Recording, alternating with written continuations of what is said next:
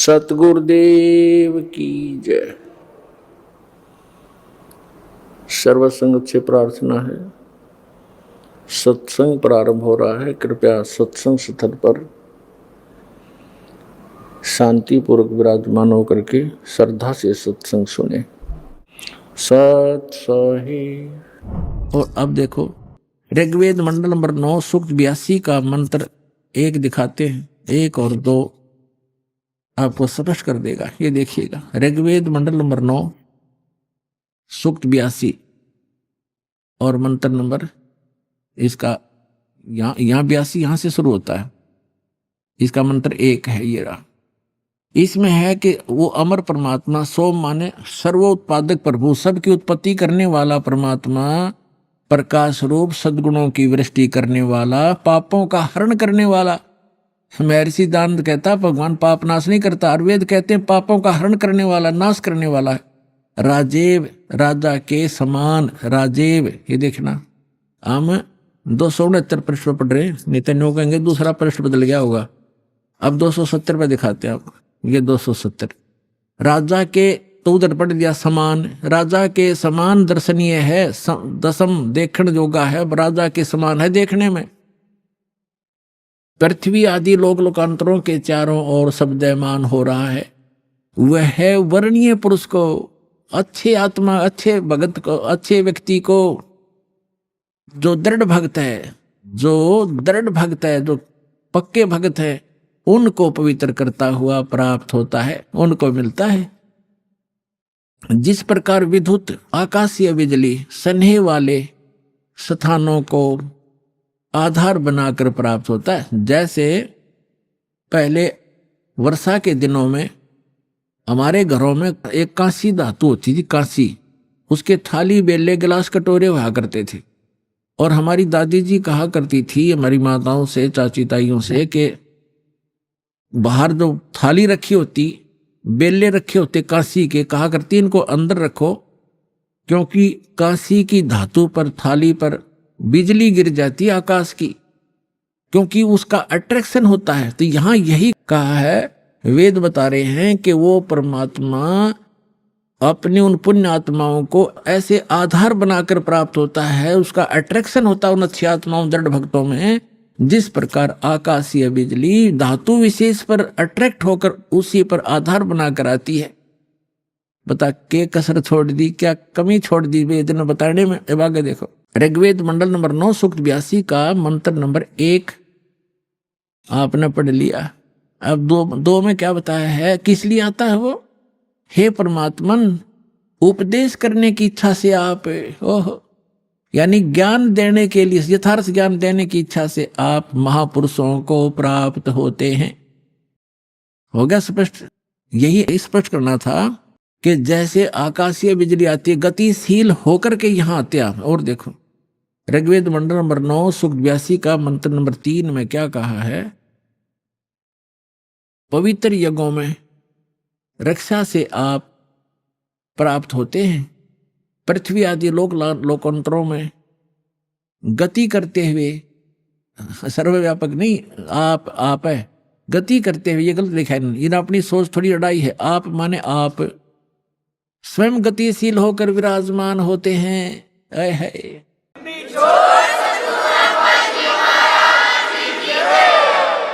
आप स्वयं गतिशील होकर वहां से चलकर आते हो, ऊपर धूलोक के तीसरे पृष्ठ में रहते हैं, वहां से गतिशील होकर के आप हमारे यहाँ पर आते हो, अच्छी आत्माओं को मिलते हो। अब और ऋग्वेद मंडल नंबर 9 और सूक्त नंबर 54 का मंत्र नंबर 3 दिखाते हैं, देखिएगा। ऋग्वेद मंडल नंबर 9 सूक्त 54 का और मंत्र नंबर 3, इसमें लिखा है कि सूर्य के समान जगत प्रेरक वह, यह परमात्मा सोम स्वभाव वाला और जगत प्रकाशक है, और सब लोकों को पवित्र करता हुआ भुवनो ऊपरी तिष्ठति, भुवनो ऊपरी तिष्ठति, संपूर्ण ब्रह्मांडों के ऊर्ध्व भाग, ऊपर के भाग में भी नहीं, वहां वर्तमान है, वहां रहता है। भी तो इसमें आता ही नहीं, वहां रहता है अपने आत्मा। ऋग्वेद मंडल नंबर 9 सूक्त 20 और मंत्र नंबर 1 में क्या बताया है? ऋग्वेद मंडल नंबर 9 सूक्त 20 मंत्र 1 में वह परमात्मा, यह लिखना कबीर देव, ये कवि नहीं, ये कबीर देव, ये ऊपर लिखा कबीर देव, इस रे को इन्होंने यहाँ कबीर लिखना था, कबीर देव, वो कबीर परमेश्वर मेधावी, यहाँ लिखना था कबीर परमेश्वर है, वह परमात्मा कबीर देव है, कबीर परमात्मा वह कबीर देव है जो सबका रक्षक है, विद्वानों की तृप्ति के लिए ज्ञान को देता है।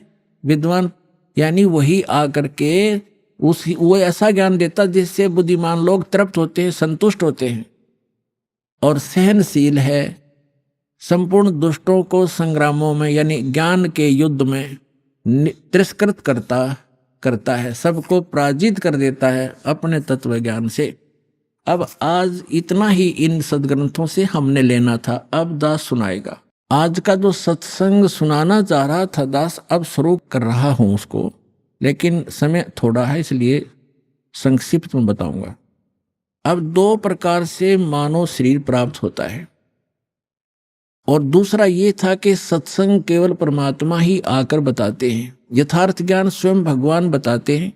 तो वो परमात्मा 600 वर्ष पहले आए थे, उन्होंने यथार्थ ज्ञान दिया, और वो अच्छी आत्माओं को मिलते हैं और उनको फिर यथार्थ ज्ञान से परिचित कराते हैं। उसके लिए परमेश्वर ने स्वयं कहा है, चारों युग में मेरे संत पुकारे, कूक कहा हम हेल रे, हीरे माणक मोती बरसे, ये जग चुगता ढेल रे। चारों युग में मेरे संतों ने आवाज लगा लगा कर, हेला देकर, आवाज ऊंचे स्वर में गूंज गूंज कर बोला है, और हमने भी चारों युग में मेरे संत पुकारे, मेरे संत जो मुझसे परिचित हुए, और कूक कहा हम हेल रे, हमने सब जगह आवाज लगा लगा कर ढोल के डंके पर कहा कि तुम साधना गलत कर रहे हो, तुम अपने ग्रंथों से परिचित नहीं हो बच्चों, हम जो ज्ञान दे रहे हैं ये मोक्षदायक है, तुम्हारा पाप नाश करेगा, तुम्हें सुख देगा। तो जो यथार्थ भक्ति मार्ग रूपी हीरे मोती लाल वो तुमने स्वीकार नहीं किए, और आन उपासना शास्त्र विधि त्याग कर मनमानी पूजा करके वो कंकर पत्थर इकट्ठे कर लिए जो जिनकी कोई कीमत आगे नहीं मिलनी आपको। तो यहाँ बताते हैं, चारों युग में संत पुकारे, कूक कहा हम हेल रे, और ये सत साधना मोक्षदायक ज्ञान और भक्ति रूपी हीरे माणक मोती बरसें, ये जग चुगता ढेल रे। हमरा ज्ञान किन्हें ना सुनिया, और पर भी लेन जात है दुनिया। हमारा ज्ञान कोई सुनता नहीं, और वहाँ पर भी में नहाने जाते हैं उस तालाब में जहाँ इन शास्त्र विरुद्ध ज्ञान देने वाले साधकों ने, संतों ने मिसगाइड किया हुआ है। वहाँ कुंभ का मेला लगेगा, उस तालाब में नहाने से मोक्ष हो जाएगा। आपके से पहले तो कछुए मच्छी और वो उसके अंदर मछलियां मेंढक रहते हैं, वो ही मुक्त हो जाते हैं, आपसे पहले उसके अंदर ही पड़े हैं वो।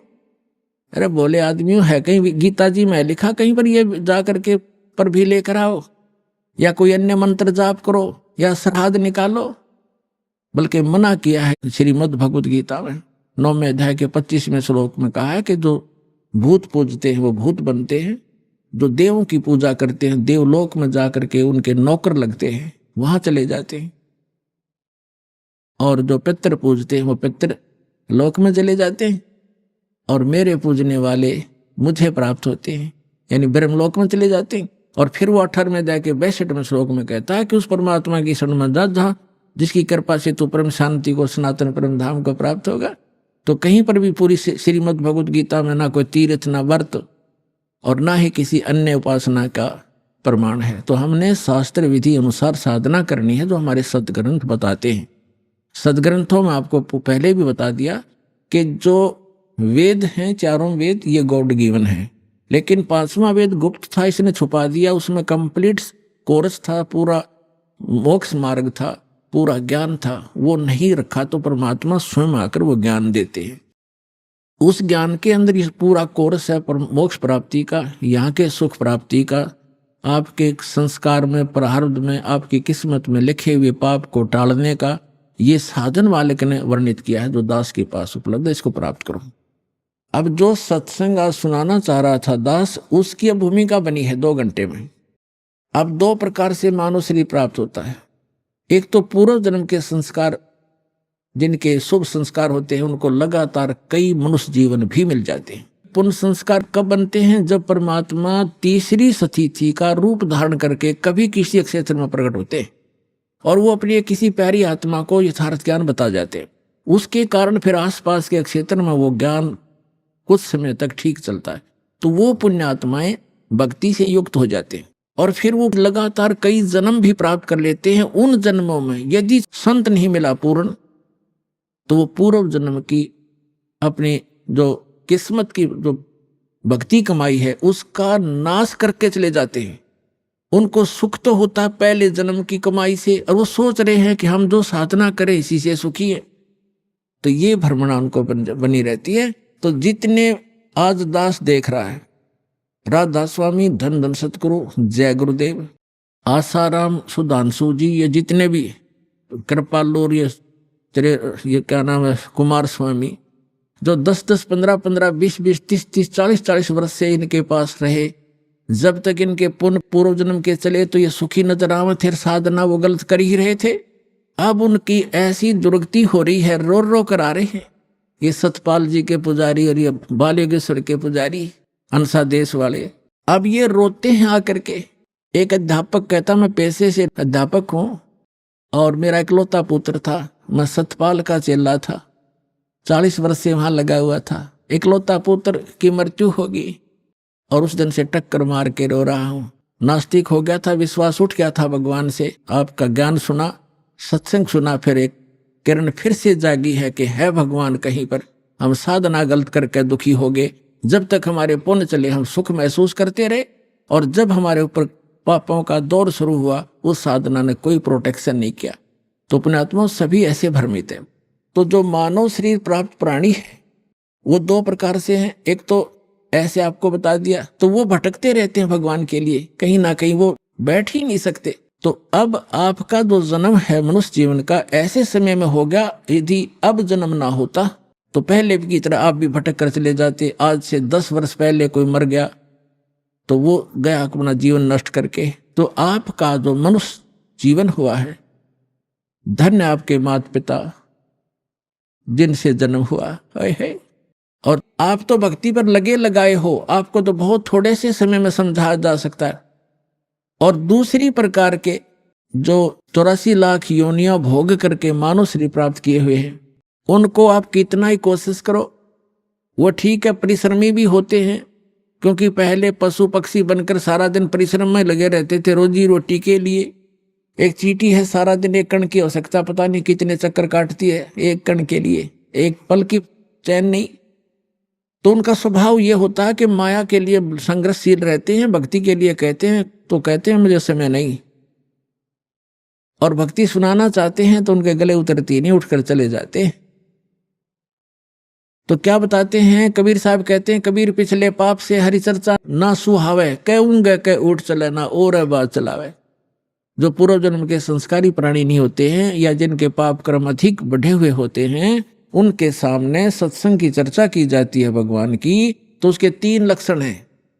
जो भक्तिहीन कर्महीन प्राणी होता है, भक्तिहीन और भाग्यहीन होता है, तो कबीर साहब कहते हैं कबीर पिछले पाप से हरि चर्चा ना सुहावे, और कहूंगे चर्चा चलते लटके लेगा, और ना कोई और चर्चा शुरू कर देगा। अच्छा सुन, एक बात सुन मेरी, वो फलाना काम वैसे था, वो जैसे आप कोशिश करते हो को रिश्तेदार भाई बहन मित्र को चर्चा सुनाते हो, 2 सेकंड सुनता है फिर वो ध्यान ऐसे ऐसे रहता, ऐसा है ना वो एक काम जो आप वो ऐसे हो गया उसको ऐसे हो गया, आपको भी डिस्टर्ब कर देगा, आप बताना चाहते हो। और तीसरा कहते हैं फिर मुझे काम याद आ गया, फिर मिलूंगा, उठ कर चल जाएगा। तो इसके लिए कबीर भगवान बताते हैं कि कबीर पिछले पाप थे जिनके पाप घने बढ़ गए, हरि चर्चा ना सुहावे, अच्छी नहीं लगेगी, और कहूंगे कह उठ चले ना और बात बनावे। तो ये उस व्यक्ति के लक्षण हैं जो पिछले जन्म के पापों से ज्यादा ग्रस्त है, या जो सीधा 84 लाख प्रकार के प्राणियों से, पशु पक्षियों की योनि से सीधा मनुष्य जीवन प्राप्त किया है। तो उसके अंदर भक्ति प्रवेश करना बड़ा कठिन होता है, लेकिन हो जाती है।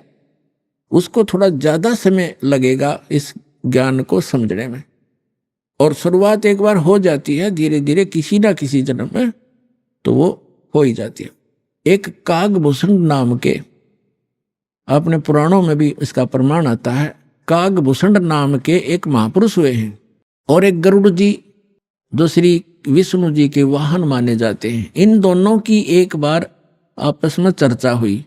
कागभूषण कैसे हैं, उनका बाकी का शरीर मनुष्य सदृश है, लेकिन चोंच और ऊपर का हिस्सा जो मुंह है वो कौवे का है, उसको कागभूषण कहते हैं। इन दोनों की आपस में एक बार चर्चा हुई और कागभूषण से गरुड़ जी ने पूछा, हे भूषण जी, आपके पास बैठने से मुझे बहुत शांति मिलती है।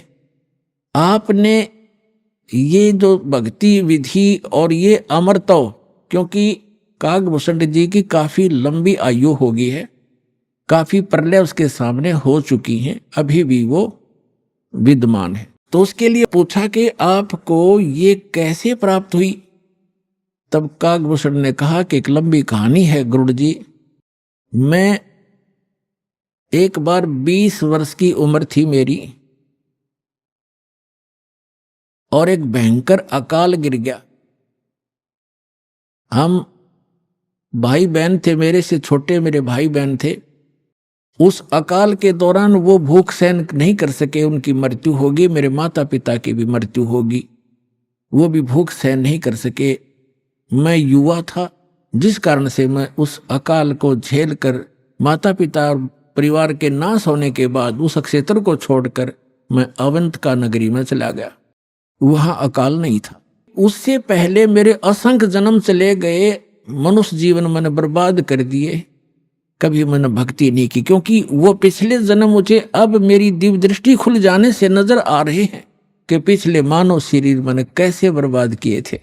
तो बता रहा कि पिछले जन्म मैंने बहुत नाश कर दिए और एक जन्म जो मेरा हुआ, माता पिता मर गए भूख से तड़प कर, मेरे भाई बहन मर गए भूख से तड़प कर।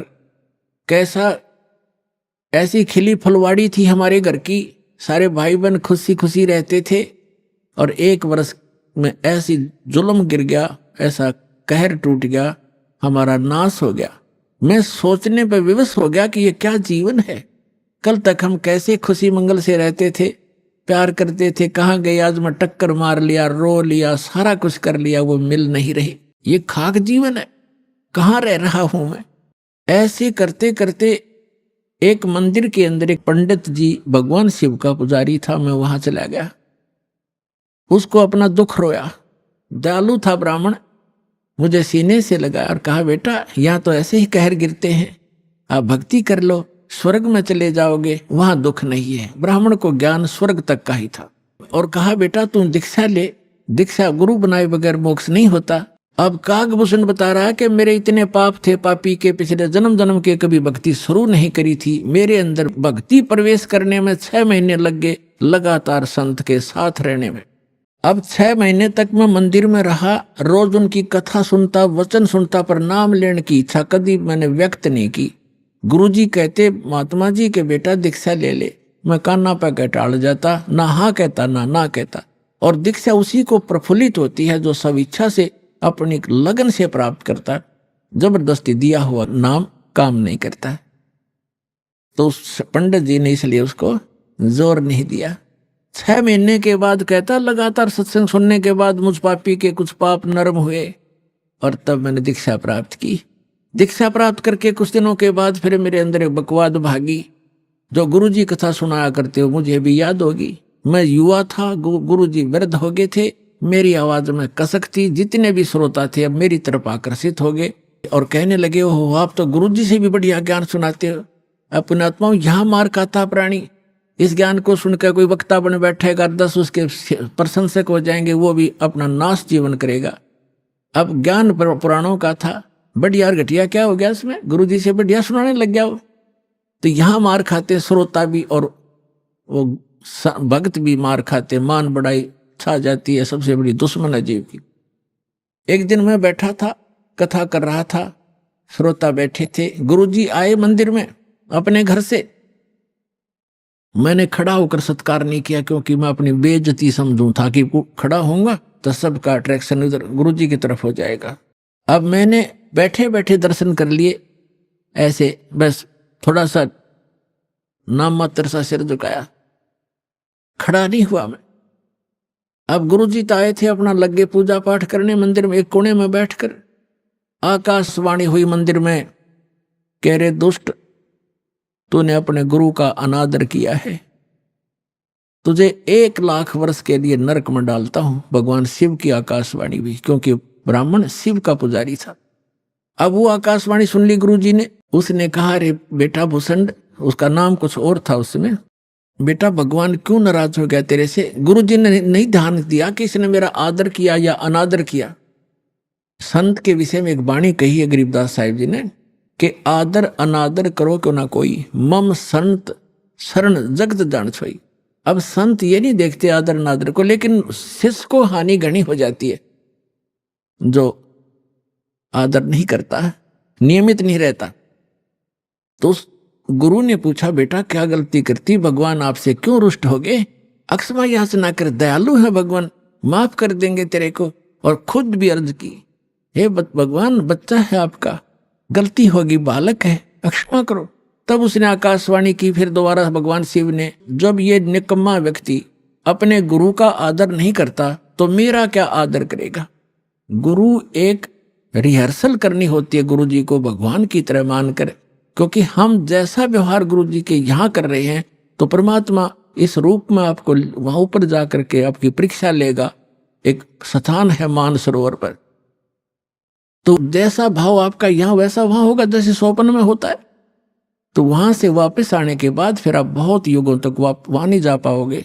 इसलिए एट प्रेजेंट आपने गुरु जी के साथ ऐसा व्यवहार करना चाहिए, ऐसा बोलना चाहिए जैसे हम भगवान से कर रहे हो। तो इस प्रकार ना करने से तब उसने कहा कि जिसने आपका आदर अनादर किया, आपका नहीं मेरा अनादर किया, इसको 1,00,000 वर्ष तक नरक में डालूंगा।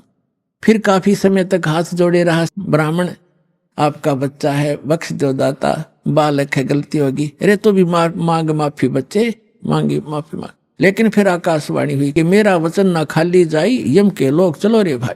अब कागभूषण कहता है कि मेरी मृत्यु होगी, मैं नरक में डाल दिया गया 1,00,000 वर्ष तक। लेकिन थोड़ी बहुत जो कलम चढ़ी थी, थोड़ी बहुत भक्ति प्रारंभ की थी प्राथमिक, उसका लाभ मिला। अगले जन्म में मुझे मनुष्य जीवन मिला, 1,00,000 वर्ष नरक भोग गए। मनुष्य जीवन मिला तो मैंने एक लोमस ऋषि के साथ वाद विवाद कर दिया। उसने मुझे श्राप दे दिया, अरे चंडाल, तो चंडाल के घर जन्म हो तेरा, तो वाद विवाद करता है। तो कागभूषण कहता है कि गुरु जी मैंने दुख नहीं माना संत के उस कुवचन का, और उसने श्राप दे दिया। मैंने हाथ जोड़कर ये कहा कि हे महर्षि जी, दास पर गलती बन गई, मैं नीच व्यक्ति हूँ, मैं कर्महीन हूँ, तभी तो ऐसी भाषा में आपके सामने बोल गया, मेरा दुर्भाग्य था। एक दया करियो दयालु कि मैं किसी जन्म में चाहे चंडाल का पैदा हूं पर भगवान की भक्ति ना भूल पड़े, ये दया करते मुझे। तो ये आशीर्वाद दे दिया लोमस ऋषि ने। तो सारी कथा बताता है कि फिर मैं क्या हुआ, एक काग के घर जन्म हुआ मेरा। जैसे ब्रह्मा जी हैं, इनका हंस वाहन है, और हंस के साथ एक हंसनी कंपलसरी होती है। तो ब्रह्मा की जो पत्नी सावित्री है, वो हंसनी जब रुत पर आई, यानी गर्भवती होने की स्थिति में आई ऋतु पर, तो काग चंड के पास ले गई, कौवा के देवलोक में। उससे मिलन होने से कागभूषण की उत्पत्ति हुई। शेष शरीर मनुष्य जैसा है, ऊपर का मुंह और चोंच कौवे जैसी है। तो वो अब उसने फिर क्या मिला, जब वो कागभूषण के रूप में जन्मा, तब कहते हैं मुझे जोगजीत नाम के एक महापुरुष आकर मिले। वो परमात्मा जैसे दास ने आप पूरे सत्संग में ये निर्णय किया कि वो परमात्मा स्वयं आकर अच्छी आत्माओं को यथार्थ ज्ञान देता है। तब उसने बताया कि मुझे जोगजीत नाम के एक संत मिले, जिन्होंने मुझे उस परमात्म तत्व का ज्ञान दिया। उन्होंने मुझे ऐसा मंत्र दिया जिससे मेरी यह स्थिति हुई कि मेरा बहुत युगों तक अमर शरीर होगा। अब कागभूषण की भी मृत्यु होगी, क्योंकि अब ये समय है, इस समय में जब कागभूषण का जन्म होता तो मोक्ष हो सके था। अब जो प्रसंग आज का चल रहा है कि दो प्रकार से मानव शरीर प्राप्त है। आप जो परमात्मा के लिए भटक रहे थे और यहाँ आ गए, आप बहुत पुण्यकर्मी प्राणी हो। पिछले जन्म में भी आप मानव थे और मानव जैसा स्वभाव है। जहाँ कहते हैं लाइन लगा लो, लाइन लगा लेते हो। जहाँ कहते हैं यहाँ ऐसे बैठ जाओ, वहाँ जाओ, ये करवा लो। तो क्योंकि आप सभ्य हो और ऐसे व्यक्तियों को शीघ्र ही ज्ञान प्राप्त हो जाता है, शीघ्र ही ढल जाते हैं जैसे संत ढालना चाहता है। आपके मैल घड़े नहीं थे, और जो मैला कपड़ा ज्यादा होता धोबी को उसको ज्यादा प्रयत्न करना पड़ता है, साफ वो भी हो जाएगा। तो इस प्रकार स्थिति है। जो दूसरी टाइप के व्यक्ति हैं उनके ऊपर भी रजा होगी, क्योंकि जगह जगह भगवान की चर्चा चल रही है, टीवी चल रहे हैं। एक ही घर में 4 सदस्य हैं, 3 ने नाम ले लिया, एक सुनता भी नहीं। तो वो मनुष्य योनि से आया हुआ प्राणी नहीं है, को पूर्व संस्कार से जुड़ गया। लेकिन धीरे धीरे जब सारे परिवार लग रहा है, परमात्मा की वाणी चलती है, उस पर उस वाणी का भी असर होगा। और आज पूरा विश्व परमात्मा के चरणों में एक बार आएगा और सबका कल्याण होगा, चाहे किसी प्रकार जन्म हुआ हो।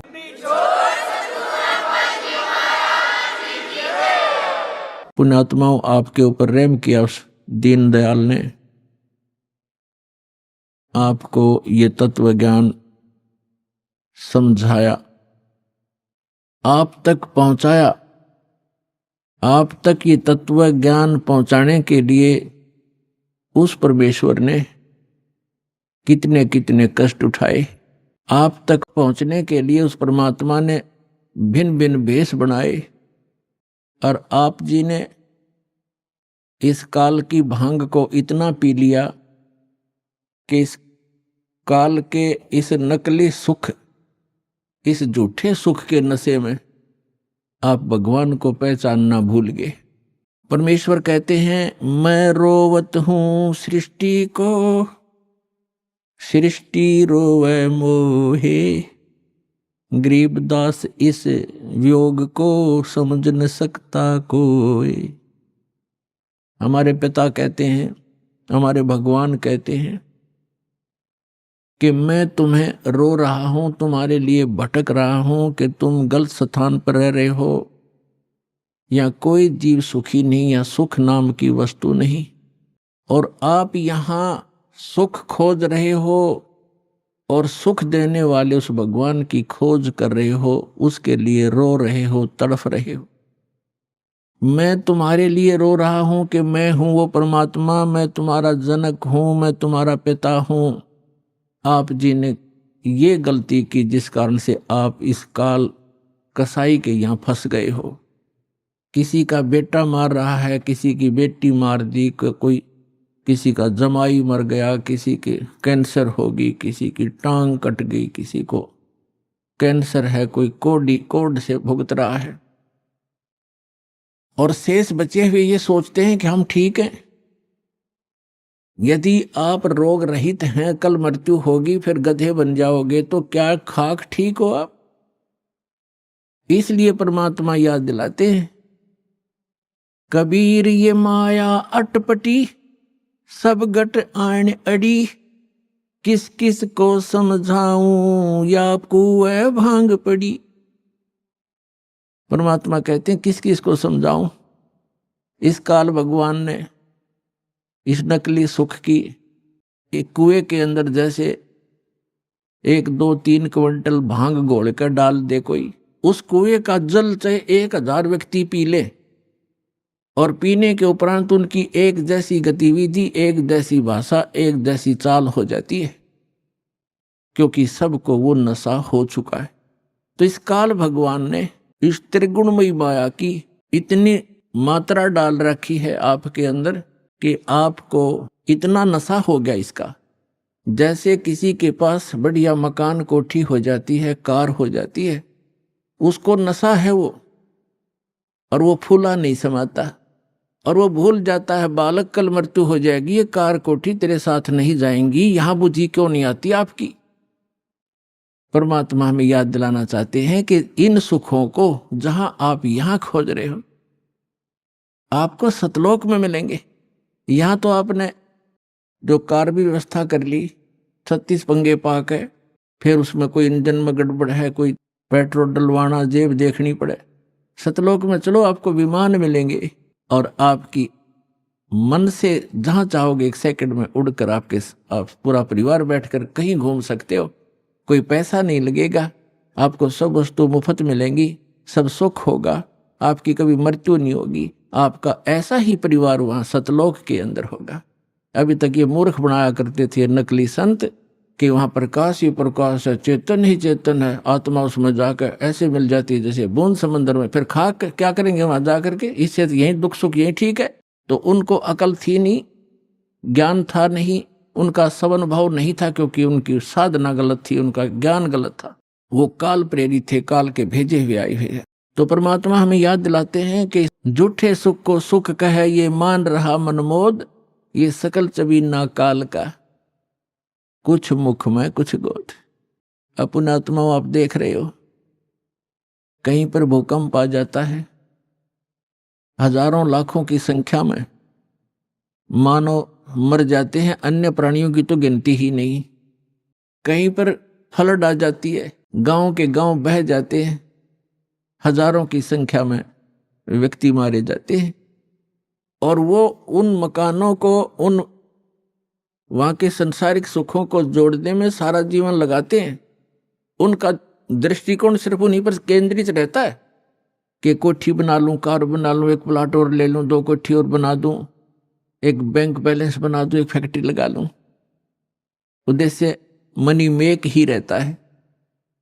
परमात्मा कहते हैं तो बच्चों वाले खेल खेल रहे तुम, आप जी को ज्ञान नहीं है, इसलिए यहां डले ढोरे हो। 1 सेकंड का पता नहीं क्या बिजली गिर जा और फिर आप यहीं स्थिर होना चाहते हो ऐसे गंदे लोक में। तो तत्व ज्ञान का अभाव है। जब आपको तत्व ज्ञान होगा, आपके मन की स्थिति बदल जाएगी, आपका उद्देश्य बदल जाएगा। तो इस प्रकार परमात्मा हमें आकर याद दिलाते हैं, आप जी विचार कीजिए कि आपकी मृत्यु तो होगी होगी, चाहे यहां कोई पूरी पृथ्वी का राजा है और चाहे अमीर या गरीब है, कोई भी व्यक्ति है, आपकी मृत्यु होगी। और आपने जो कुछ भी सारे जीवन में संग्रह किया वो आपके साथ नहीं जाएगा। ये तो यूनिवर्सल ट्रूथ है, आपको सबको मालूम है।